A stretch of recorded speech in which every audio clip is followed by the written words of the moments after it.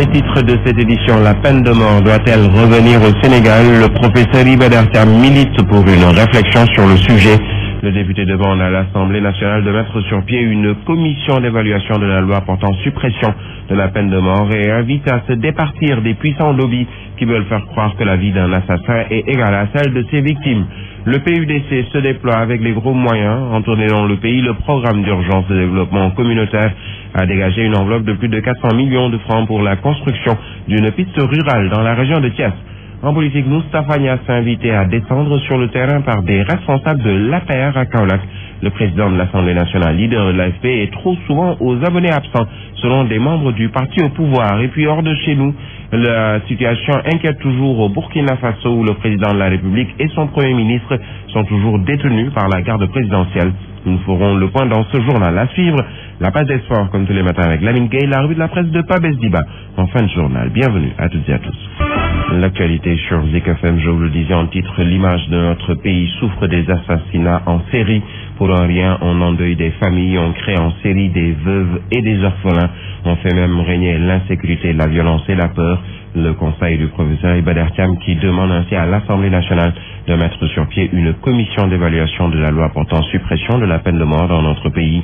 Le professeur Iba Der Thiam, député à l'Assemblée nationale, le voici au micro de Pape Charsila. J'ai suggéré qu'on mette sur pied une commission d'information qui serait d'évaluation, dont l'objectif serait de réunir les sensibilités différentes de notre Parlement, d'y associer les éléments de la société civile qui sont pour la peine de mort et de pouvoir permettre également à d'autres personnes qui sont contre de pouvoir en faire partie. De cette façon, nous disposerions d'une structure qui pourrait se rendre dans les greffes et tribunaux des départements et des régions, mais aussi dans les commissariats centraux, pour connaître de façon fine le nombre de décès qu'il y a eu par assassinat à cause précisément du fait que la peine de mort a été supprimée.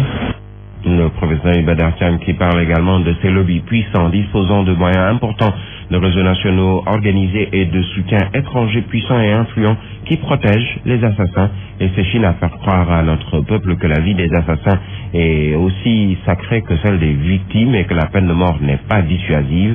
Un argumentaire superficiel, sans consistance aucune, dogmatique et sectaire, autant de propos recueillis par notre reporter, le professeur Iba Der Thiam. C'est connu que la peine de mort est un enjeu aujourd'hui mondial, autour de laquelle se battent des lobbies puissants.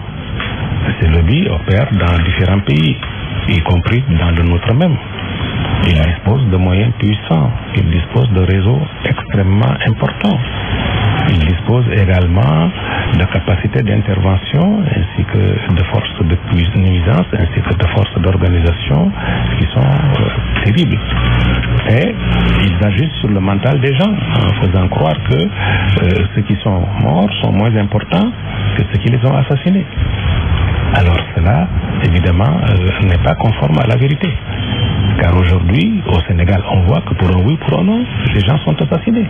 Pour un portable, les gens sont assassinés. Parlons toujours de sécurité avec la 4e conférence de la police nationale et de la formation permanente dénommée mercredi de la police qui s'est penchée hier sur la cybercriminalité et la cybersécurité. Le défi est un enjeu pour les forces de sécurité. Il s'agit entre forces de sécurité et acteurs de la justice de réfléchir sur les stratégies efficaces contre la cybercriminalité qui devient de plus en plus complexe au Sénégal. C'est un compte rendu de Lady Minda. De nouvelles menaces sur les données personnelles subsistent au Sénégal malgré l'existence d'un cadre juridique sur la cybercriminalité. Dr Mohamedou Lo, président de la commission des données personnelles. On a tous les dispositifs juridiques, tous les dispositifs institutionnels. Les manquements par rapport à la cybersécurité sont liés à la transnationalité de l'Internet, des nouvelles technologies. Et pour cela, il nous faut plus de coopération entre le Sénégal et tous les autres pays. Face à ces manquements, des défis s'imposent pour notre pays. Pape Assane Touré, magistrat. Si une diffamation est réalisée depuis le Sénégal, cette diffamation a des répercussions dans les 4 coins du monde. Et la plupart des sites dans lesquels ces contenus sont hébergés sont à l'étranger. Donc on ne peut pas envisager aujourd'hui une répression efficace du phénomène de la cybercriminalité sans envisager un renforcement de la coopération internationale. La coopération juridique d'abord, mais aussi la coopération judiciaire. Le Sénégal envisage d'adhérer à la Convention de Budapest. La consolidation des moyens d'investigation condition également incontournable dans la lutte contre la cybercriminalité. La cybercriminalité est une criminalité relativement technique où aussi bien les juges que les officiers de police judiciaire doivent être formés, doivent être capacités sur cet environnement assez particulier. La cybersécurité, qui consiste à prendre en charge toutes les dimensions de la cybercriminalité, prend également bien en charge la formation des juges et des magistrats. Le journal sur Zik FM. Dans le reste de l'actualité, les transitaires ne sont pas satisfaits du travail de Dubai Port World, ceux-là chargés de débarquer des conteneurs et les livrer à leurs propriétaires s'indignent de la manière dont se fait la procédure. Selon ces transitaires, la compagnie rencontre actuellement des problèmes techniques qui font que les conteneurs peinent à sortir à date échue, et des problèmes que ces transitaires vont devoir endosser car on les oblige aujourd'hui à payer le magasinage. Nyoko Baïdiouf porte leur parole. Je vous propose de l'écouter. Ça fait 10 jours à peu près. Les gens, quand tu payes au niveau de Dubaï pour faire sortir ton conteneur, on ne pose pas le conteneur sur le camion. Tu fais 2 jours ou 3 jours pour avoir ton conteneur. Et au moment où tu vas pour poser le conteneur, il se trouve que si ton deadline est terminé, ils te disent d'aller encore payer au niveau de Dubaï. Hein? Et là, ça pose problème. La cause de ces gens, c'est à leur niveau. Mais eux, ils te disent que non, il faut payer pour régulariser. Pour qu'on te pose le conteneur, il faut régulariser. Il faut régulariser, c'est-à-dire il faut payer le magasinage. Nous sommes nombreux, il y a des milliers de milliers. Il y a des milliers de personnes qui sont là. Maintenant, ce qu'on veut, c'est que les gens là nous disent pourquoi nous on paye, hein, et que le temps c'est pas à notre niveau, c'est à leur niveau. Sachez qu'on a tenté d'entrer en contact avec la direction de Dubai Port World et du port, mais en vain.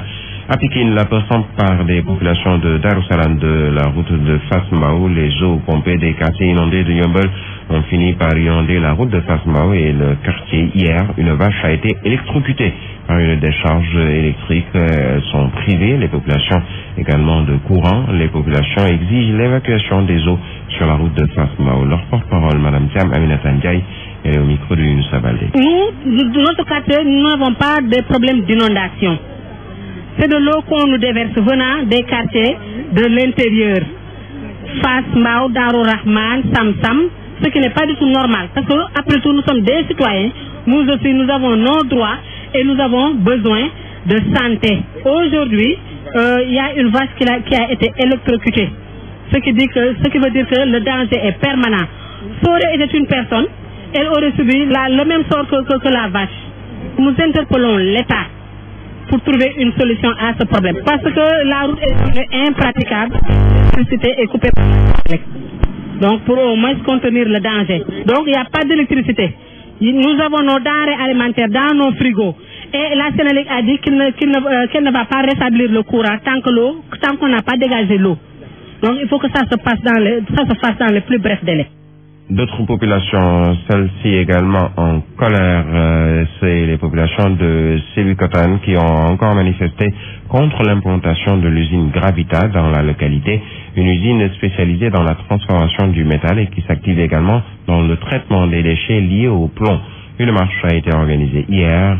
C'était sous les yeux de notre correspondant, cher Métienne. La cohabitation est toujours difficile entre l'usine Gravita et les populations de Sébikotane. Ces dernières veulent à tout prix préserver leur santé face à ce qu'elles appellent la menace du plomb. Le plomb amène le saturnisme. Ça développe plusieurs types de cancers. Ça empêche les hommes de se reproduire correctement. Ça diminue la mobilité des spermatozoïdes. Le plomb est un danger et cette entreprise, c'est un génocide silencieux qui est en train de se dérouler au niveau de Sébikotane. Jeunes, hommes et femmes ont marché dans les rues de leur quartier pour exprimer leur colère. Cette usine est la cause de tout leur malheur, ont-ils déclaré. jigéen ñi ñooy ëmb te avortement yu gën a bëri actuellement mu ngi nekk ci jigéen ñi. soo gisee sama morceau bu ñuul ba dama ko porte en deuil parce qu'il y a des cas mortels. Depuis 2009 on est en train de lutter sur cette usine là amuñu dara. Je ne peux pas concevoir la population de Douga Sébikotane plus en otage par 5 Indiens te moom le président de la République du wax. On est dans quel pays? On est dans ce pays, fan la ñu nekk. Ah, l'usine là a tué des oiseaux, l'usine a tué les arbres, l'usine a tué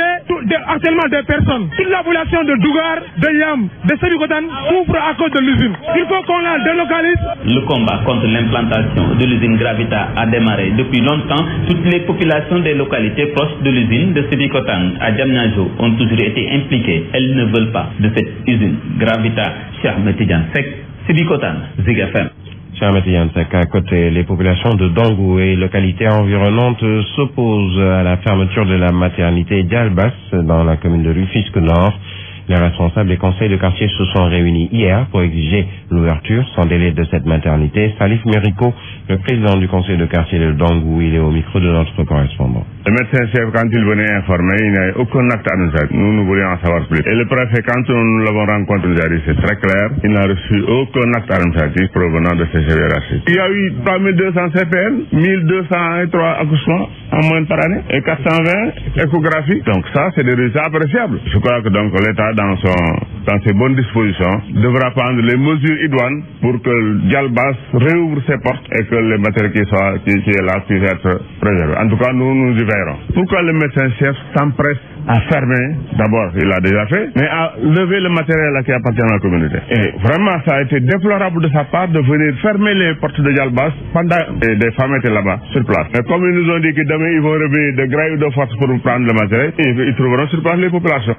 Santé toujours. L'hôpital général de Grand Yoff vient de recevoir en collaboration avec l'agence japonaise de la coopération 10 pays africains afin de voir les acquis de la démarche 5S que sont séparés, systématisés, salubrité, standardisés et disciplinés. Démarche qui permet d'améliorer les services notamment de l'hôpital car les problèmes ont été décelés surtout en cardiologie, en radiologie mais aussi dans la délivrance des résultats. Khadija Toussar-Kébé est la directrice de l'hôpital général de Grand Yoff.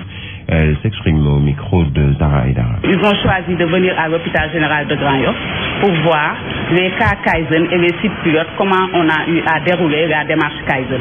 Une démarche qualité qui permet aux structures d'améliorer le cadre de travail et d'optimiser les ressources, d'impliquer aussi dans le cadre de la démarche Kaizen l'ensemble des personnels au niveau du service, ce qu'on appelle le MOUDA.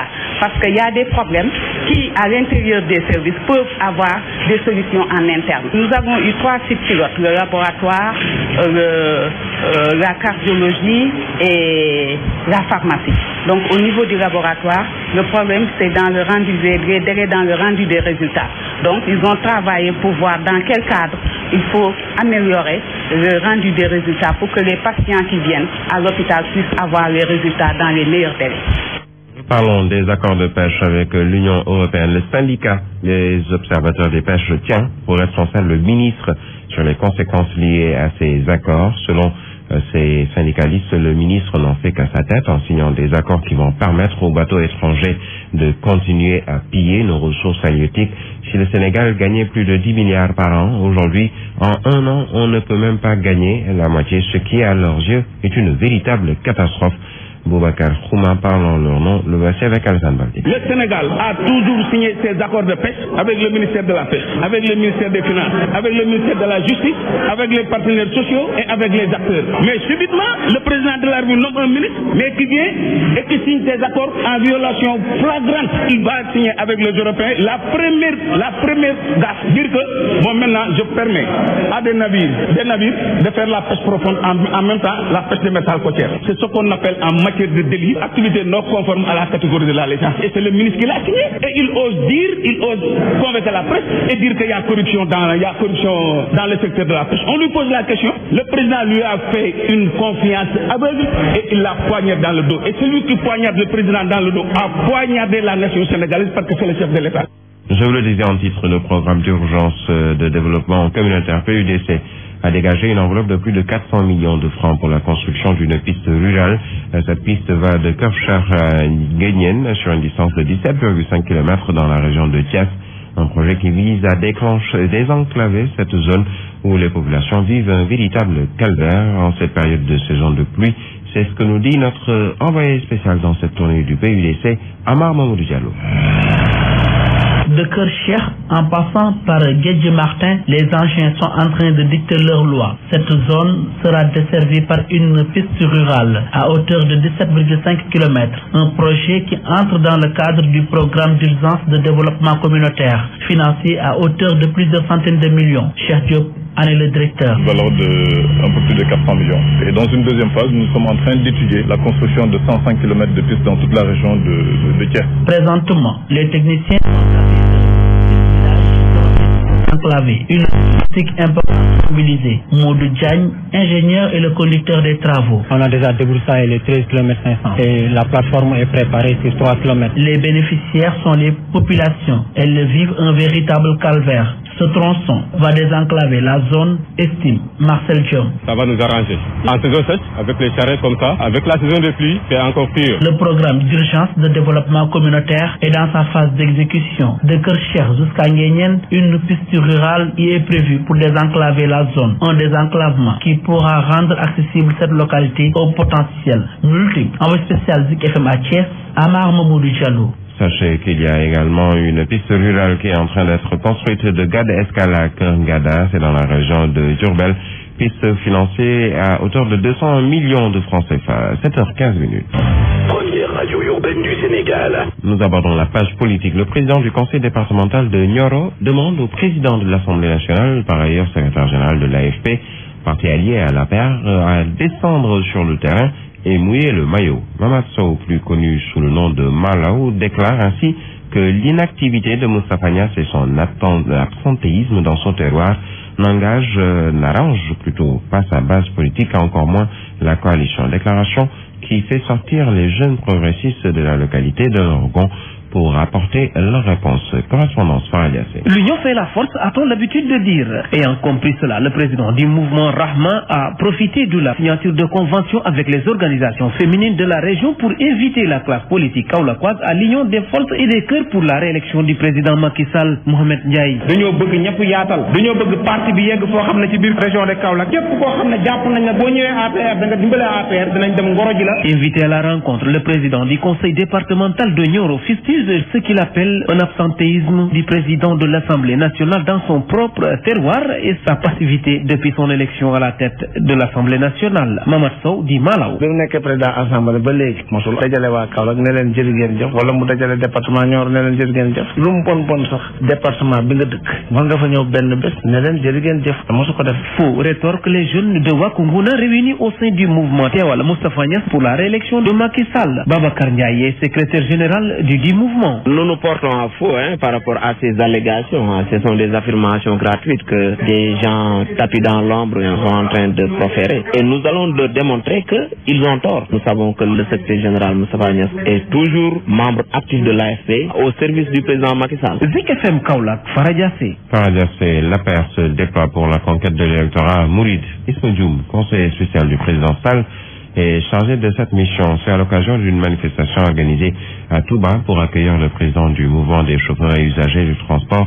dans les rangs des souteneurs du président Sall que des stratégies ont été annoncées pour assurer un second mandat au successeur de Abdoulaye Wade. Correspondance Abdoulaye Diagne. L'Alliance pour la République à la conquête de Touba. Le mouvement des chauffeurs et usagers du transport promet 60% de l'électorat local au président Sall. Nous sommes prêts à accompagner le président de la République, mais il faut qu'il nous règle des emplois. Nous pouvons lui assurer 60%. 60% assurer pour le président Macky Sall. Une réponse aux initiateurs de Macky Zéro à Touba, dirait-on, s'en réjouit. Isma Dioum, conseiller spécial du président Sall. Je pense que la grande joie que j'ai ressentie en présidant d'abord cette cérémonie, c'est l'accord qui m'a été donné par M. Maudou Mbaye, le président du mouvement des chauffeurs usagers du transport à Touba. C'est une fierté pour nous. Quand on sait qu'il y a quelques semaines, d'autres ont tenté de mener une campagne d'intoxication, une campagne de diabolisation en disant que le président n'aura même pas 5% à Touba. Par ailleurs, il estime que le président Sall est victime d'un déficit de communication. Il nous faut faire un travail de proximité au niveau de la base. Faire des porte-à-porte, aller dans les quartiers. Nous allons cumuler deux actions. Une action de campagne d'opinion pour gagner la bataille politique, mais également une autre campagne pour renforcer le dispositif politique du chef de l'État au niveau de Touba. Abdoulaye Diagne, Touba. Et puis en plus bref, le parti Rewmi continue ses consultations citoyennes après le Grand Cadre et le CUSEMS. Les partisans d'Idrissa Seck ont rencontré hier le syndicat autonome des enseignants du supérieur avec qui ils ont échangé sur les préoccupations des enseignants. Le SAES leur a fait part également de propositions, en croire le docteur Ibrahim Ndiaye. Vous l'entendrez dans nos prochaines éditions. Je vous le disais en titre, le point sur le Burkina Faso. Le chef de l'État Michel Kafando et le Premier ministre Isaac Zida, entre autres, sont toujours retenus de force par des militaires du RSP, la garde présidentielle burkinabé. Ce jeudi matin, la situation est revenue au calme à Ouagadougou, mais durant une partie de la nuit, des coups de feu ont été entendus. Les manifestants qui avaient décidé de marcher sur le palais présidentiel ont été dispersés par des tirs de sommation. Des soldats du régiment de sécurité présidentielle ont mené des patrouilles dans toute la ville. D'autres manifestations sont annoncées pour ce jeudi. Il est exactement 7h passées de 20 minutes. Dans ce studio pour la page des sports, Lamingay, bienvenue, bonjour. Bonjour Birahim, bonjour à tous. Nous démarrons avec les Jeux africains. Binta Diédhiou offre une 4e médaille d'or au Sénégal. Oui, Binta Diédhiou, championne d'Afrique du taekwondo, a assumé son statut dans ces Jeux africains en gagnant hier la médaille d'or, ce qui porte désormais à 4 le nombre de médailles d'or accrochées par le Sénégal. Je rappelle que la première médaille d'or est venue de la karatéka Mam Fatou Thiaw, et donc des arts martiaux. Les arts martiaux avec Binta Diédhiou qui méritent plus d'égards. Et puis la pétanque a offert aussi 2 médailles d'or en individuel et en triplette. Voilà, oui. On espère d'autres médailles aussi, notamment avec le basketball. Oui, les Lions qui ambitionnent de rééditer le coup de Maputo il y a 4 ans jouent déjà un match décisif ce soir, une demi-finale face au Mali, un adversaire de taille, un vrai derby entre les deux sélections qui s'étaient déjà croisés lors de la préparation à 2 reprises, c'était à Bamako, pour une victoire de chaque côté, un match spécial pour Ramata Dao, qui avait manqué notamment ces matchs de préparation. La Malienne d'origine qui a opté pour le Sénégal voudra à coup sûr briller et amener le Sénégal en finale. Alors les Lions du football sont eux assurés de jouer une finale, ce sera demain. Oui, eux sont qualifiés au départ du pays organisateur, le Congo. Ils joueront la finale du tournoi demain vendredi face au Burkina. Une première pour le football dans l'histoire des Jeux africains. Et puis les joueurs de Serigne Saliou Dia veulent cette médaille d'or pour rendre hommage à Mamadou Salif Ndiaye, un de leurs coéquipiers décédé en plein regroupement. Alors parlons de du retour plutôt au pays pour parler de basketball avec la Ligue régionale de Kaolack qui tient son nouveau président. Il s'appelle Sassouna Ndiaye. Il veut tout de suite plus de moyens pour relancer une discipline qui agonise dans sa région. Il a aussi relevé le manque d'infrastructures dans la localité, toutes choses qui freinent le développement du basket à Kaolack. Sassouna Ndiaye, tout nouveau président de la Ligue régionale de Kaolack, au micro de Faradias. La feuille de route se déroule là sur les 4 ans parce qu'il y a eu beaucoup de couacs. Nous allons essayer de tout faire pour effacer cela, en tendant la main à tous les clubs qui sont dans la région de Kaolack, plus particulièrement à Nioro, Guinguinéo, Sibassor. Je vais tout faire avec tous les moyens dont je dispose pour essayer de rassembler la famille du basket autour du basket. Nous étions aidés par la mairie et le conseil régional. Nous allons essayer de les contacter et avec la famille du basket, d'essayer d'avoir des partenariats avec le monde extérieur et de voir les autres clubs qui sont actuellement dans le Sénégal pour essayer de voir leur expérience comme nous venons d'être élus, pour profiter de cette expérience pour faire monter le basket du Kaolack vers l'avant. Pas beaucoup de terrain à Kaolack. Le terrain du stade Lamine Gueye n'est pas réglementaire. C'est le terrain du CEDEPS qui est le seul terrain réglementaire dans Kaolack. Nous avons actuellement le CEDEPS de Kaolack. Nous avons aussi le stade Lamine Gueye, mais on nous faisait payer 20 000 francs pour la journée et 30 000 francs pour la nuit. Et le basket de Kaolack n'a pas ces moyens. Nous n'avons pas beaucoup de supporters. C'est le football qui est le sport roi. Mais pour le basket, nous n'avons pas encore ces possibilités pour payer 20 000 francs la journée et 30 000 francs la nuit. Parlons de Navetan avec un séminaire sur les lois du jeu pour lutter contre la violence. Oui, c'est l'ODCAV de Pikine qui a initié cette session de formation sur les règles du jeu. Les entraîneurs et les capitaines des ASC du département sont les principales cibles. Une formation assurée par les arbitres eux-mêmes à travers la SOUCRA et la direction technique départementale. Selon les initiateurs, la méconnaissance des règles est souvent source de violence. Il compte démultiplier la formation. Était présent également pour présider ces sessions le directeur du CEDEPS qui a magnifié cette initiative tout en appelant le mouvement Nawetan à régler le problème de la violence. Abdoulaye Gueye, il s'appelle, il est au micro de Younous Abalde. La grandeur du mouvement Nawetan ne pourra jamais se faire sans problème s'ils ne prennent pas dans le corps la question de renforcement de capacité des jeunes. Le mouvement est important et grand. Il faut absolument qu'il y ait un plan de formation, de renforcement de capacité des jeunes pour qu'ils puissent un peu en tenir le cap, maintenir le cap et aller vers les résultats escomptés. Ah oui, s'ils ne font pas attention, le mouvement Nawetan peut un jour connaître des arrêts. Parce que les violences, les gens ne peuvent pas continuer à l'accepter. Et je pense que cette stratégie de formation est une solution. Les gens ont besoin de connaître les règlements, ils ont besoin de connaître un peu leur niveau, le niveau de responsabilité dans le top management local. Et c'est ça qui va permettre aux associations, aux associés et aux sympathisants des associations de pouvoir un peu savoir raison garder par rapport au comportement. Voilà, alors l'Amérique en Europe pour terminer, place à l'Europa League après la Ligue des Champions. Oui, la Ligue des Champions bouclée hier, la première journée avec ce match nul du tenant du titre Barcelone. C'était en Italie contre la Roma, un but partout. Chelsea qui se réveille dans cette compétition en dominant Maccabi Tel Aviv 4-0. Arsenal qui perd d'entrée au Dynamo Zagreb 2-1. Et puis la Gantoise et Lyon ont fait match nul, un but partout. Aujourd'hui, place à la première journée de l'Europa League avec en autre action Bordeaux qui accueille Liverpool ou encore Naples-Bruges. Saint-Etienne jouera contre Rosenborg. Voilà pour la page sport. Merci à vous, Lamine Gueye.